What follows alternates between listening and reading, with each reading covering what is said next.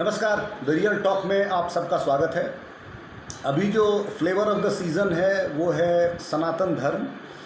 दक्षिण भारत में के जो तमिलनाडु के मुख्यमंत्री हैं स्टालिन जी, उनके पुत्र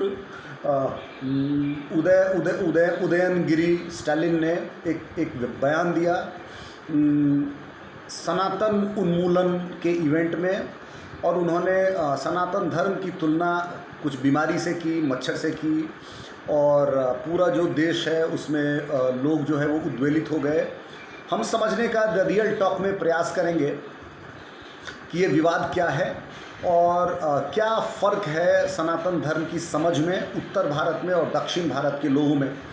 तो सबसे पहले एक तथ्य जान लीजिए। क्या आप जानते हैं कि जो जयललिता जी थी, जयललिता जो तमिलनाडु की मुख्यमंत्री थी, उनकी जब मृत्यु हुई तो उनका जो अंतिम संस्कार हुआ था वो दफना करके किया गया था, जला करके नहीं हुआ था।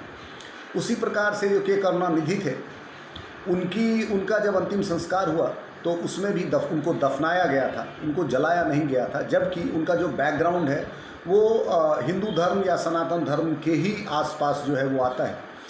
लेकिन क्या ऐसा कारण है कि जो द्रविडियन पॉलिटिक्स है या दक्षिण भारत के जो लोग हैं वो सनातन धर्म को बहुत बुरा मानते हैं, वहाँ का जो मेजॉरिटी पॉपुलेशन है, और जो उत्तर भारत के जो लोग हैं, हम लोग सनातन को असली धर्म मानते हैं और हिंदू धर्म जो है उसको एक दूसरा नाम बोलते हैं कि ये विदेशियों का दिया हुआ नाम है।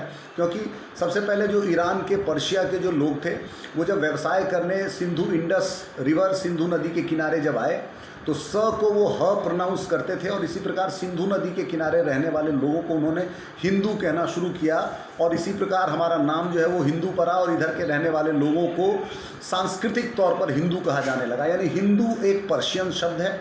हमारे धर्म को असल में सनातन धर्म ही कहा जाता है। सनातन धर्म की उत्पत्ति वैसे वैदिक रूप से नहीं है, वेद में कहीं भी सनातन का जिक्र नहीं है, वेद में किसी भी धर्म के नाम का नामकरण नहीं किया गया है। यही इसकी सबसे बड़ी खासियत है हमारे धर्म की। लेकिन समझने की बात है कि ये विवाद क्या है। जहाँ की दक्षिण भारत में सनातन को जो लोग समझते हैं वो इसको ब्राह्मणिकल ऑर्डर का रिलीजन समझते हैं, जबकि उत्तर भारत में हम लोग सनातन को सबसे पुराना, द ओल्डेस्ट रिलीजन का नाम देते हैं। सनातन जो का मतलब हुआ इटर्नल, जिसका कोई और नहीं है, जिसका कोई अंत नहीं है। भगवान की या ईश्वर की या प्रकृति की वो समझ जो कि अनंत से शुरू होकर अनंत पर ख़त्म होती है, जो इटर्नल है वही सनातन है। तो अगर हम ऑर्गेनाइज्ड रिलीजन की बात करें, धर्म की बात करें, तो सबसे जो नया नौजवान धर्म है वो हिंदुस्तान में सिखिज़म है, जो लगभग 500-550 साल पुराना है। उससे जो पुराना है दुनिया भर में वो इस्लाम है, आधुनिक इस्लाम है। वैसे मुस्लिम लोग कहेंगे कि ना हम तो आदम हवा के इंसान हैं, से ही इस्लाम शुरू था, लेकिन वास्तव में इस्लाम जो है वो 1500 साल पुराना है। उसके बाद तीसरा धर्म जो है वो क्रिश्चियनिटी है, ईसाई है। ईसाइयत जो है वो लगभग 2000 साल पुराना है। हम जानते हैं ईसा मसीह के जन्मदिन से ये शुरू होता है, वो 2000 साल पुराना है। और उससे भी जो पुराना है, जो इब्राहिमी एक और रिलीजन है जिसको जुडाइज़्म कहते हैं या यहूदी कहते हैं, वो लगभग 3000 साल पुराना है। तो यानी कि जितने भी आधुनिक धर्म हैं वो 2-3 हज़ार साल के आसपास ख़त्म होते हैं। लेकिन ऐतिहासिक रूप से अगर देखा जाए तो हमारा जो रूट्स है सनातन धर्म का, या जो थॉट प्रोसेस है, ये कम से कम 5 या 6 हज़ार साल से ज़्यादा पुराना है। मोहनजोदड़ो और हड़प्पा में भी शिवलिंग मिला है, उसमें भी जो देवी पूजा या भगवानों को लोग मानते थे, इसके सबूत मिले हैं। तो इसी प्रकार सनातन उत्तर भारतीय, हम लोग इसको द ओल्डेस्ट रिलीजन कहते हैं। सनातन कभी नहीं ख़त्म होने वाला धर्म। फिर आखिर क्या है कि दक्षिण भारत के लोगों में सनातन को लेकर के इतनी नकारात्मकता क्यों है? तो ये हम रियल टॉक में आज बात कर रहे हैं। हमको समझना पड़ेगा दक्षिण भारत में जो धर्म, जो हिंदू धर्म या सनातन धर्म को जो बढ़ाया गया, वैसे तो बहुत धार्मिक स्टेट था, लेकिन बहुत दिनों तक तो ठीक ही था, क्योंकि महादेव, गणेश, हमारे धार्मिक कल्चर के जितने भी भगवान हैं सबका जिक्र हर किताब में दक्षिण भारत का बहुत प्रोमिनेंटली जिक्र है। दिक्कत कहाँ पे हो गई? दिक्कत हो गई एक साम्राज्य से। उस साम्राज्य का नाम था Travancore, the kingdom of Travancore. अब किंगडम ऑफ ट्रैवनकोर जो साम्राज्य था उसमें अल्ट्रा ब्राह्मणिज्म जो है वो रूल वहाँ पे चलाया गया। वैसा उस प्रकार से धर्म की परिभाषा उस कॉन्टेम्पोररी टाइम में भी हम पूरे हिंदुस्तान में कहीं नहीं देखते हैं। जितना कठिन रूल रेगुलेशन इन्होंने बनाया ट्रैवनकोर के राजा ने, और हम जानते हैं कि बिल्कुल ही जो मंदिरों में जाने की इजाज़त नहीं थी, तो मंदिरों में जाने की इजाज़त जातीय तौर पर तो बहुत सारे देश के कोने में नहीं थी, लेकिन ट्रैवनकोर स्टेट में था कि ऐसे भी मंदिर थे, ऐसा भी मंदिर था जहाँ मंदिर के आसपास के सड़क पे भी जो नॉन ब्राह्मण्स थे उनको चलने का इजाज़त नहीं था। जो नॉन ब्राह्मण्स औरतें थी वो ब्लाउज़ नहीं पहन सकती थी, उनको अपना ब्रेस्ट ओपन रखना था। यानी कि जो एक कठोरता होती है, वो कठोरता का सबसे चरम रूप जो है वो किंगडम ऑफ ट्रैवनकोर में हमको मिलता है। और ट्रैवनकोर के साथ एक और बड़ा इतिहास है जो हम सबको जानना चाहिए कि आफ्टर इंडिपेंडेंस हम सब लोग जानते हैं कि कश्मीर अलग होना चाहता था, हैदराबाद अलग होना चाहता था और जूनागढ़ अलग होना चाहता था, लेकिन हम ये नहीं जानते हैं कि सबसे पहले the kingdom of Travancore wanted to be a separate country. वो एक अलग देश बनना चाहते थे, उनको भारत में इंटरेस्ट नहीं था। कृष्ण स्वामी अय्यर थे वहाँ के प्रधानमंत्री, जो अंतिम राजा थे वहाँ के, उनका वैल्यू कम था और वो अपने प्राइम मिनिस्टर को ज़्यादा पुश कर रहे थे। और श्रीमान सीपी अय्यर जो थे उनका पूरा मन था, उन्होंने लगभग चर्चा शुरू कर दिया था कि हम जो भारत में नहीं मिलेंगे, हम एक स्वतंत्र देश रहेंगे। और उसके पीछे का एक बहुत बड़ा कारण था, एक तो बहुत ही सुखी संपन्न साम्राज्य था ट्रैवनकोर, और उसमें भी उनके पास थोरियम था। थोरियम सेकेंड वर्ल्ड वॉर में अमेरिका एटम बम का इस्तेमाल कर चुका था, एटम बनाने में थोरियम का बहुत इस्तेमाल होता था और ट्रैवनकोर में थोरियम का भंडार था। तो किंगडम ऑफ ट्रैवनकोर का ये सोचना था कि हम इंडिपेंडेंट रहेंगे और हमारा जो रिलीजियस ऑर्डर है हम इसी को चलाएंगे और हम ये मॉडर्न डेमोक्रेटिक इंडिया का हिस्सा नहीं बनेंगे। खैर ये एक सेपरेट चर्चा है, लेकिन हमको ये जानना चाहिए कि तमिलनाडु में जो द्रविडियन मूवमेंट है जो शुरू हुआ, जिसमें सनातन के खिलाफ भयंकर विरोध शुरू हुआ, उसके पीछे का जड़ जो है वो ट्रैवनकोर का किंगडम है, जिसमें एक फेमस टेम्पल में के आसपास की जो चारों दिशाओं की सड़क थी उस पर नॉन ब्राह्मण्स को वॉक करना अलाउ नहीं था। तो एक बहुत बड़े द्रविडियन मूवमेंट के नेता हैं पेरियार, हम सब जानते हैं उनको। पेरियार जी कौन थे? वो प्रेसिडेंसी ऑफ मद्रास के कांग्रेस के अध्यक्ष थे और हिंदुज़म में विश्वास करते थे। उनका फैमिली भी सनातन बैकग्राउंड से ही आता था, लोअर बनिया कास्ट के थे, लेकिन थे बड़े रिवोल्यूशनरी। तो उन तक जब ये बात पहुंची कि एक ऐसा टेम्पल है ट्रैवनकोर में जिसमें कि जो नॉन ब्राह्मण्स हैं उनको चलने तक की इजाज़त नहीं है, तो वो वहाँ पर पहुँचे। एक सत्याग्रह किया गया। इस सत्याग्रह में उस समय के 1920 से 24 ईस्वी तक के कांग्रेस के टॉप लीडरशिप, उसमें बहुत सारे ब्राह्मण्स भी थे जो किंगडम ऑफ ट्रैवनकोर से बात कर रहे थे। यहाँ तक कि महात्मा गांधी तक को इंटरफेरेंस करना पड़ा, और तब महारानी थी अंतिम राजा के मरने के बाद और जाके तब भी ये मामला पूरी तरीके से सुलझा नहीं। यानी कि आधुनिक भारत में अंग्रेज के रूल में भी किंगडम ऑफ ट्रैवनकोर ने एक्सट्रीम ब्राह्मणिज्म परंपरा को चालू रखा। जब विरोध करने पेरियार गए तो पेरियार को जेल में बंद कर दिया गया, और जब जेल में बंद किया गया और वो कांग्रेस के तमिलनाडु के स्टेट प्रेसिडेंट थे, और जब महात्मा गांधी ने या कांग्रेस के अन्य नेताओं ने और इवन अंग्रेज़ों ने भी कहा कि इनको पॉलिटिकल प्रिजनर की हैसियत दीजिए, तो वो ट्रैवनकोर किंगडम ने नहीं किया, बल्कि उनके साथ रिगरस, मतलब मार के पीट के, उनसे मेहनत करा के, उनको इंसल्ट करके उनको जेल में रखा गया। 2024 के आसपास ट्रैवनकोर किंगडम के पास के साथ महात्मा गांधी और कांग्रेस पार्टी सबके साथ समझौता हुआ और उन 3 रास्तों पर चलने की तो इजाज़त ट्रैवनकोर ने दी, किंगडम ऑफ ट्रैवनकोर ने, लेकिन 4th रास्ता पर उसके बावजूद उन्होंने नहीं दिया, उसको उन्होंने ब्राह्मण्स के लिए रिजर्व रखा। तो ये जो एक कैटेगरी हुआ कि एक्सट्रीम ब्राह्मणिज्म प्रैक्टिस, ये हम सदर्न इंडिया के एंशियंट प्रैक्टिस में हम ज़्यादा देखते हैं। वहाँ हम कंपेयर टू नॉर्दर्न इंडिया, और इसीलिए वहाँ पे जब द्रविडियन मूवमेंट स्टार्ट हुआ, जेल से जब बाहर निकले, भारत आज़ाद हुआ, तो पेरियार ने कांग्रेस छोड़ी, उन्होंने अपनी फिर पार्टी बनाई, उन्होंने धर्म छोड़ा और धर्म छोड़ने की बहुत बड़े तौर पर अपील की कि इस धर्म में आपको नहीं माना जाएगा। जब कांग्रेस पार्टी महात्मा गांधी की बात नहीं मानी तो आपकी बात कैसे मानी जाएगी, तो आप इस बात को छोड़िए।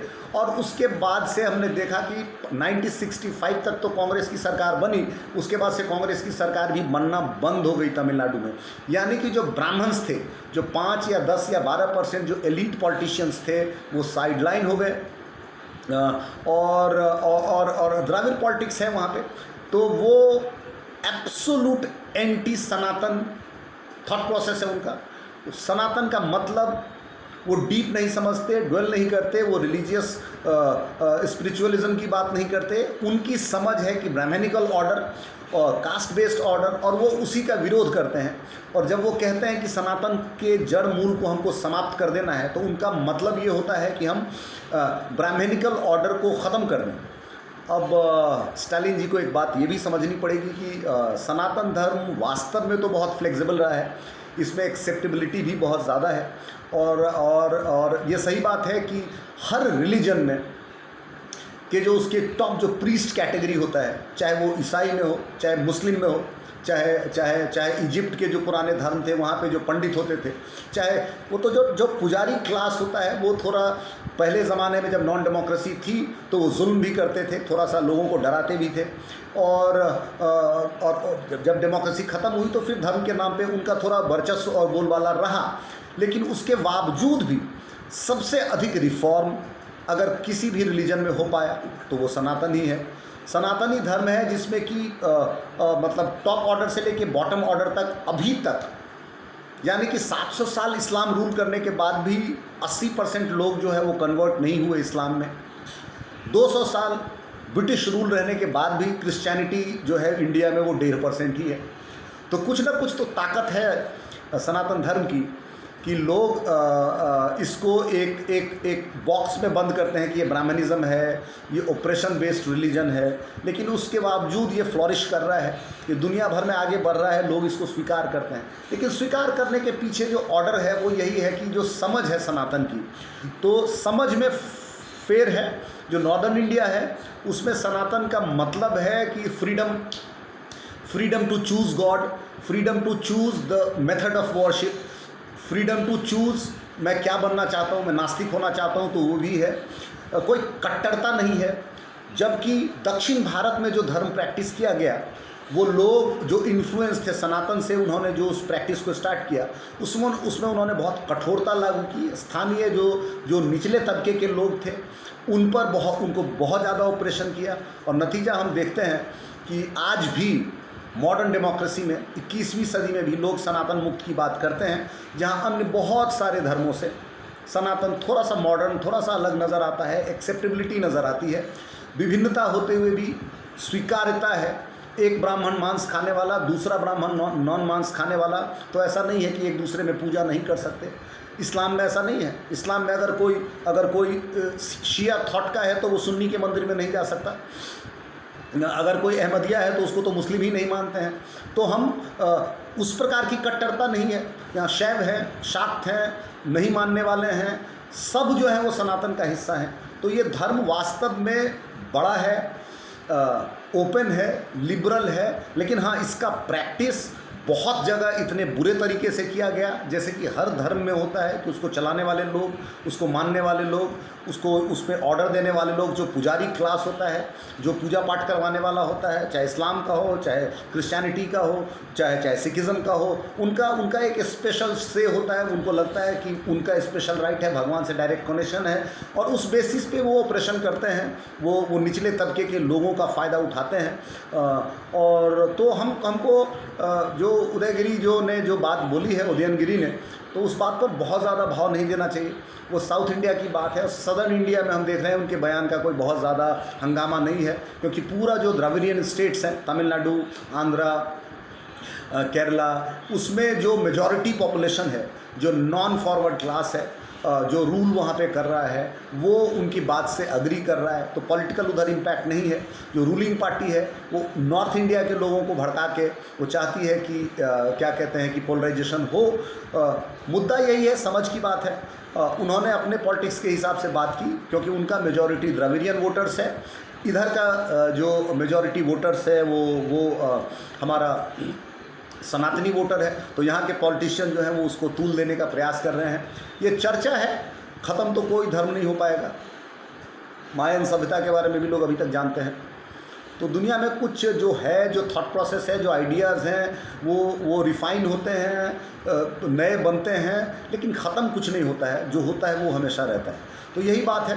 रियल टॉक में आज हमने जाना कि सनातन के बारे में there is a one take of North India and another take of South India, और दोनों का जो टेक है वो उनके व्यक्तिगत एक्सपीरियंस पे है। और इसमें एक किंगडम है जिसका बहुत स्ट्रॉन्ग रोल है, द किंगडम ऑफ ट्रैवनकोर, जो बहुत ही अभी भी उनके पास बहुत पैसा है, उनके मंदिर में खरबों की संपत्ति है, लेकिन जो ऑर्डर था उनका, जो सोशल ऑर्डर था, वो बहुत ही मतलब भेद करने वाला था जातिगत आधार पर। और इसीलिए हम देखते हैं कि आज भी जो द्रविडियन मूवमेंट है वो सनातन के खिलाफ बहुत प्रखर है। आप सभी का बहुत बहुत धन्यवाद।